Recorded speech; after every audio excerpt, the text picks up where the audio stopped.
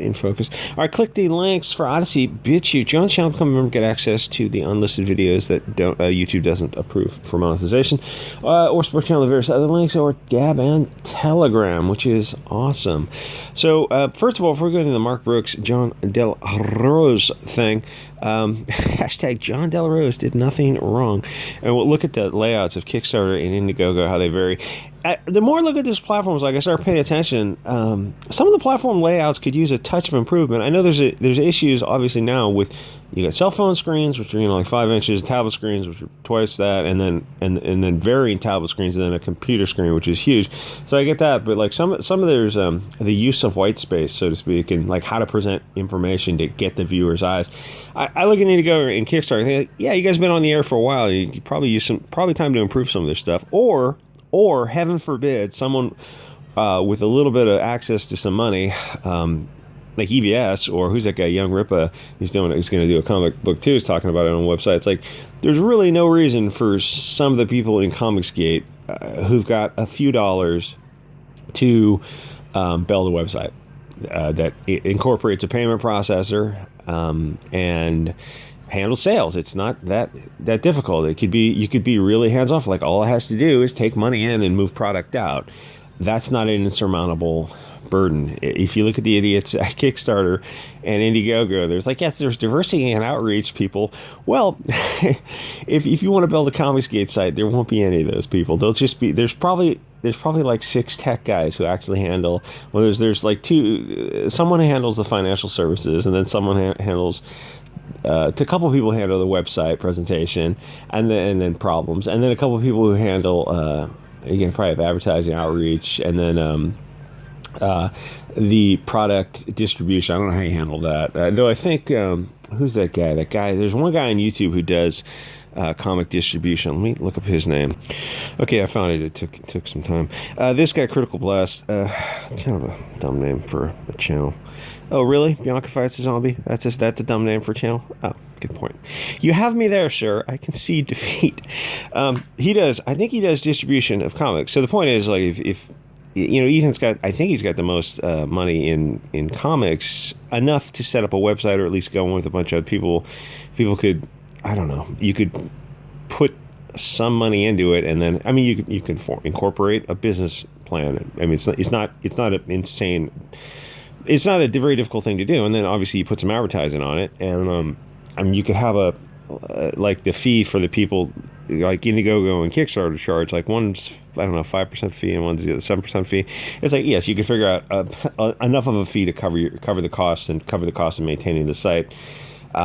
It's not rocket science to do this kind of stuff, and like, you might find out that, oh, the person who sets up an alternative crowdfunding Indiegogo Kickstarter, like, that might be more lucrative than any comic that you had planned. It's kind of goes that way with some people in CG when they have a comic to sell, and then they start doing YouTube videos, and they go, oh, this YouTube's bringing in like kind of a good chunk of, you know, part-time gig. It's bringing in some money, and then the money from the YouTube equals the money from the comics, and then pretty soon you look at it, you're like, oh, it's actually costing me money to write the comics or draw the comics. The thing is, with the comics, you own the IP, so even if it's not, it's a different thing, because you're putting something out there that you own forever.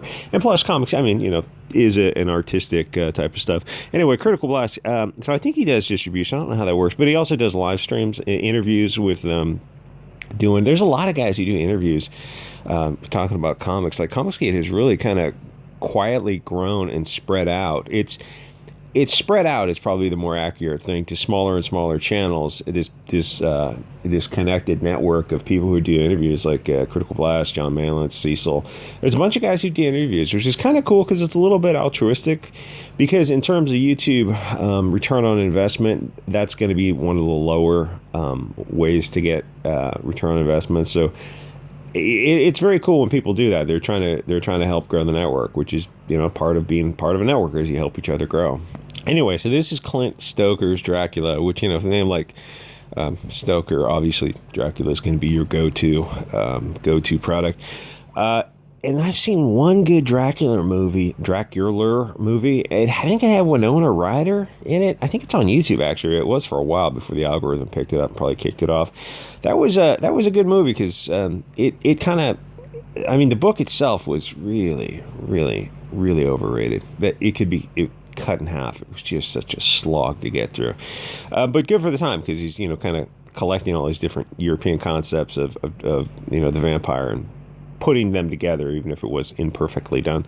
Anyway, so there's Clint Stoker's Dracula and Indiegogo.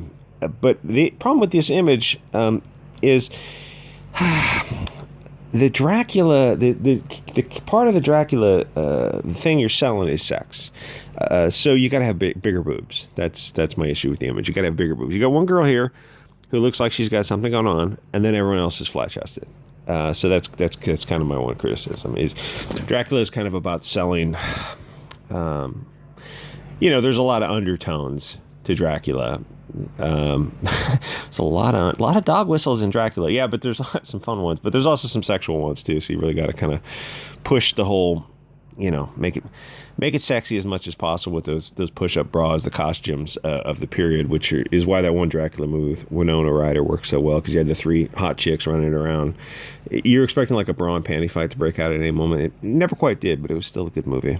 Anyway, this is Clint Stoker Dracula. It's got, I think, a month left. I think it's just opened up, so it looks fantastic. He's an interesting success story in Comicsgate because he started with a small campaign, and he just worked his way up from there.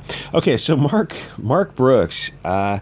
Here's the thing with when you're busy doing well and you're doing your own thing, you don't have a lot of time for fighting.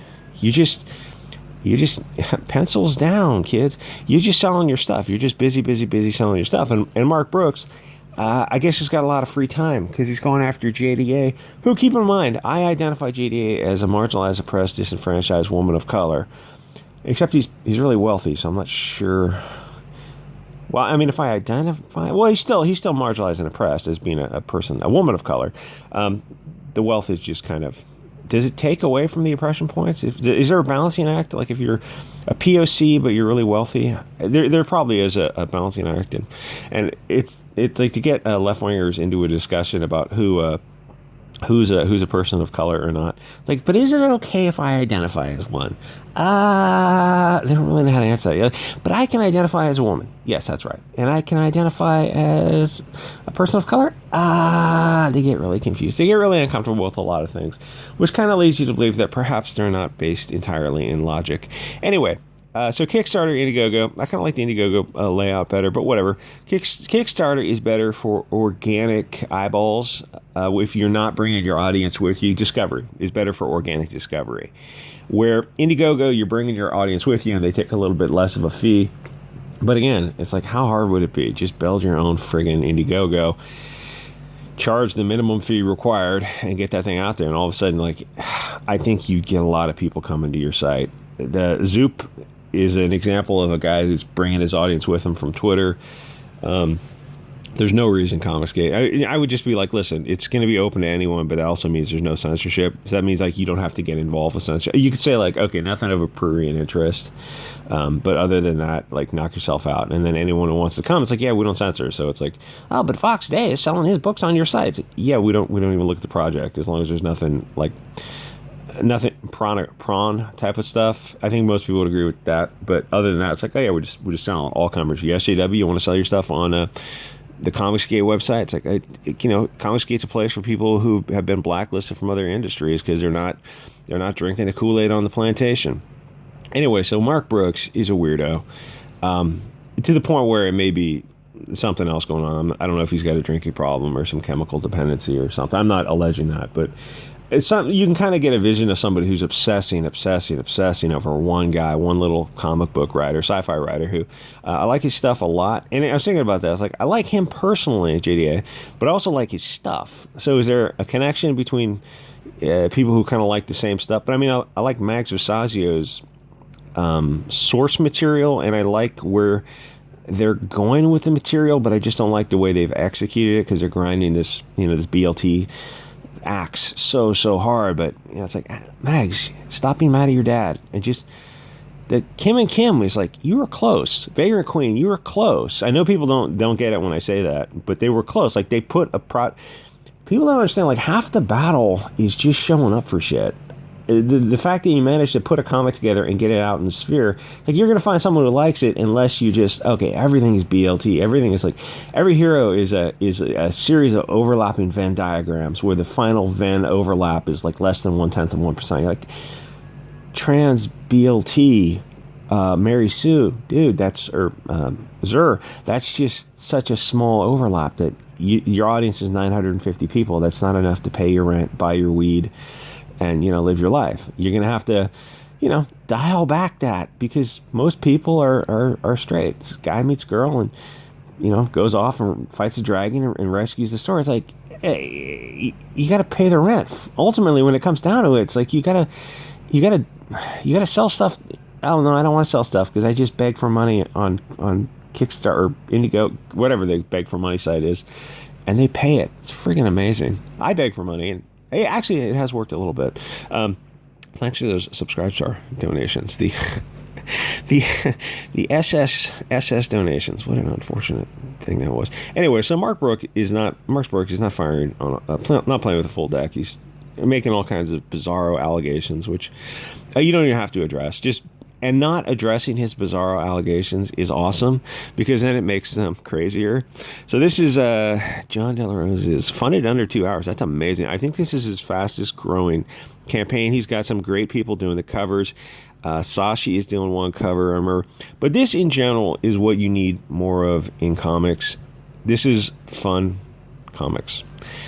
He actually uses female protagonists quite a bit, but they're not Mary Sue's, because he's not an insane SGW. He's just a normal guy who's an interesting character in and of itself, because he's I don't know. He's got he's got a stable financial situation that allows him to do this kind of stuff. Like, don't get me wrong, I'm sure he wants to make $1 billion selling comics, but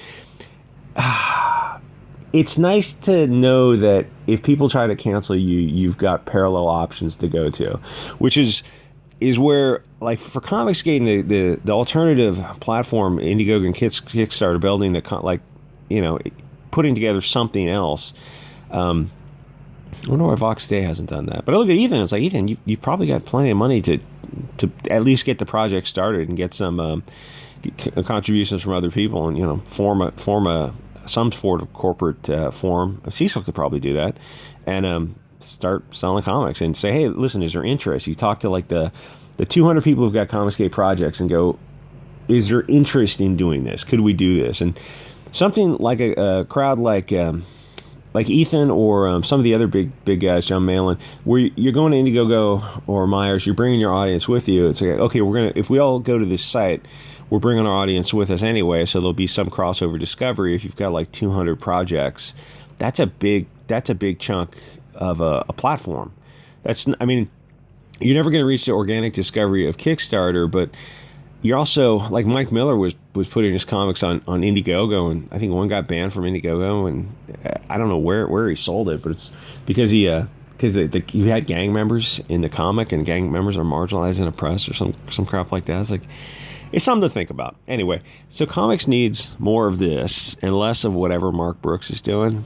Just fun, golden age of pulp fiction from the 30s, 40s. When you can find all those 30s and 40s and 50s stories on Project Gutenberg, and you can download them to your tablet with like FB Reader is a fantastic reader, and you have this library of, like, I've got libraries of, it's got to be tens of thousands of books that are all off legally in the public domain now, and just fantastic works. Anyway, so we need more of this and less of whatever Mark Brooks is doing. This is just perfect comics. It actually reminds me a lot of Sweetcast, which is why I went to check out Clint Stoker's recent offering of the vampire book. Anyway, I guess that's the video. I managed to make the video. Oh, here's another thing I want to say about Kickstarter is I see a lot of videos on the first pages of a lot of Comicsgate projects. I would rather be able to just thumb left through images rapidly than watch a video, which I'm not likely to click and watch. I might have a video playing in the background, so I have to click play twice. So it's just something to think about. And, most videos on Comicsgate are pretty low budget, but I guess it gives you something to do when you play the videos on like it's just you're just panning and scanning through the images, but I mean, it looks good. It's like, this is what we need more. We need less of Mark Brooks just bickering and whining. It's just these mainstream SJWs who they find a straw man to argue about, which I'm not even going to mention because that's a way to kind of get your channel instantly yeeted. And then they just are just tilting at these windmills nonstop. It's like, is that your whole life? Oh, that looks fucking fantastic. I might have to get my P.O. box back again to get people to send me some comics. The thing with being on the internet is if you ask for stuff, you'll get it.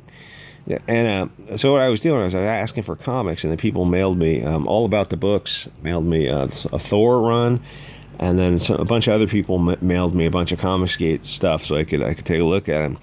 And the thing about Comicsgate is that the first offerings of the Comicsgate books were shockingly good. Soulfinder, Downcast, those were like the beginner stuff, and it's like, oh, this is good for a beginner. I know they're going to do better. And then you looked at like Iron Sights and Jawbreakers and Cyberfrog and Lone Star and John Mayallon's Graveyard Shift. Though I never read John Mayallon's. Nobody sent me a John Mayallon comics. I haven't read his. But you look at this stuff and go, oh my gosh, this is like, it's amazing. And is it amazing? Or you look at the mainstream comics and go like, oh, is the mainstream comics just dog shit? No, the Comicsgate stuff was amazing. Still is amazing, and simultaneously true that the mainstream stuff is just dog shit.